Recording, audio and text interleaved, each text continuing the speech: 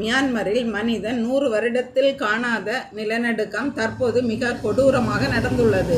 இது எண்ணி பார்க்க முடியாத அளவுக்கு கோர விபத்தாக உள்ளது.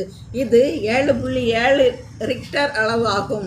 இந்த நிலநடுக்கம் மியான்மரின் நடுப்பகுதியை 28 மார்ச் 2025 தாக்கியுள்ளது. நிலநடுக்கத்தின் மையப்பகுதி மண்டலே ஆக இருந்தாலும் அந்த நிலநடுக்கத்தின் தாக்கம் ஆசியா முழுவதும் உணரப்பட்டது. கட்டுப்படுத்தும் கோபுரமும் உடைந்து விட்டது. இதில் இருந்த ஊழியர்கள் அனைவரும் கொடூரமாக இறந்துவிட்டனர். ஏறக்குறைய 144 பேர் உயிரிழந்துள்ளனர்.